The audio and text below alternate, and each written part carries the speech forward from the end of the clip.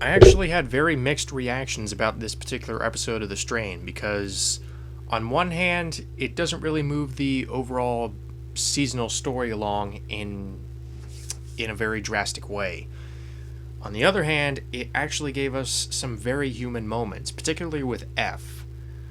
So, when I say that this episode is a little weak, I don't mean to say that it's bad. I just mean to say that that in terms of in comparison to a lot of the other episodes, it doesn't really seem to tie in all that much, or it doesn't really seem to move the main narrative along that much in the grand scheme of things, because half the characters basically sit this one out.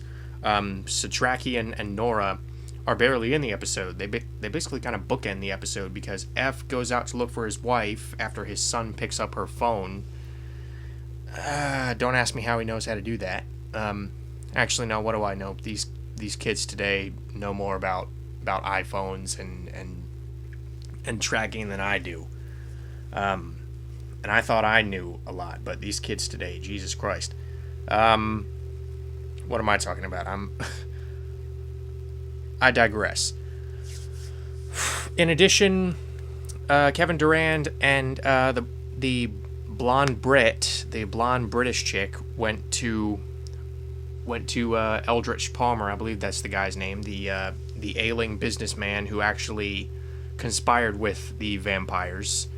And if you remember, the blonde British chick, she said that she and her team were the ones who actually wiped out the internet and basically started all this chaos, or helped these guys start all the chaos. So she basically goes to confront him. Don't really know what they hope to accomplish by this, because seeing as he's one of the most powerful men in the world, you'd think he would be well guarded, and he was. Or at least well guarded if you count about 5 guys.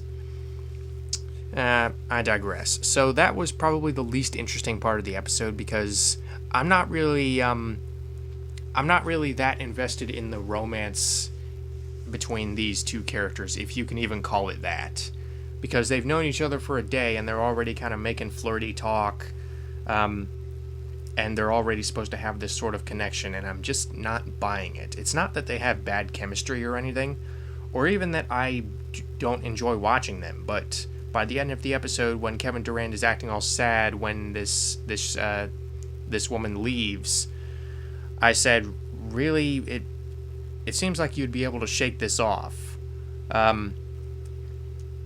But anyway, that was the least interesting part of the episode. The much more interesting part of the episode revolved around F and more so his wife. His wife now being infected with the vampire plague. Now F does not actually spend much of the episode in the thick of the action. Most of the episode revolves around his wife. And here's where we get a more intimate look at these things from the inside than we have ever gotten up to this point, because we see the gradual progression of F's wife from ordinary woman to vampire. So, I mean, we see her in this conflict with Matt, her new guy, after she left F.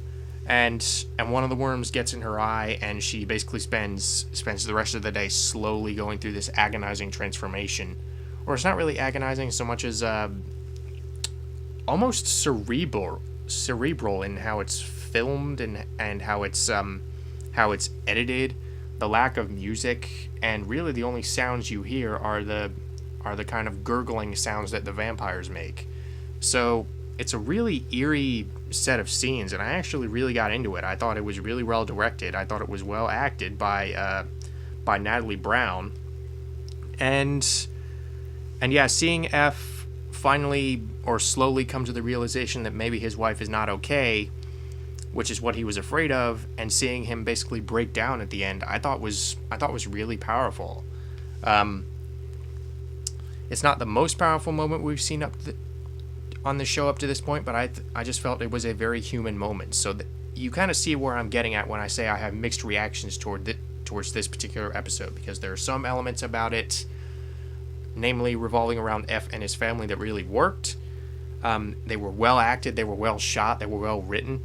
And then there were other elements like going to confront Eldritch Palmer, and that whole thing that kind of what could have been left alone.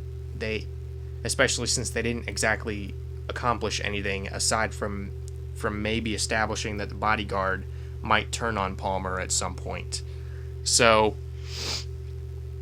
in addition to that, again, I was disappointed that this episode really underutilized some of the characters like Satrakian and Nora, especially since Satrakian is my favorite character. I mean, he's basically Van Helsing from Dracula. That's basically what he is. He's Abraham Van Helsing. Probably what they were going for, considering the subject matter, but I digress. And really, the thing that held this episode back the most is, again, the fact that it doesn't really move the narrative along all that much. Really, the plot of this episode seems pretty self-contained. It seems like the entire seasonal narrative just stopped for this episode, and then it looks like, if the promo is any indication, it's going to pick up again in the next episode. Because we didn't really see any of the gradual degradation of society. We didn't really see any advancement in the sequence of events. Really, all we know from this episode is that they're forming a plan to go after the Master. And they might use tunnels, back doors, as Kevin Durant says, like that rats have.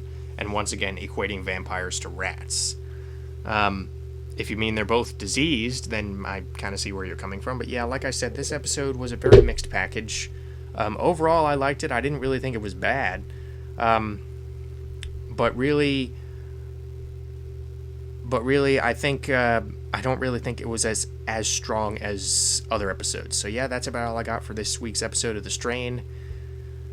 I'm thinking about all these other TV shows that I may or may not do episodic reviews for, like Gotham, Arrow, The Flash, in conjunction with all the shows I'm currently doing. But hopefully those will be over before long. I think there are only 3 episodes of The Strain left. I think there are only 3 or 4 episodes of The Bridge left, and the Nick is already half over, because I think that's only 10 episodes. So hopefully I won't be doing double duty for too long. But I'm just thinking out loud now. Like I said, good episode of The Strain, just not as good as we've seen before.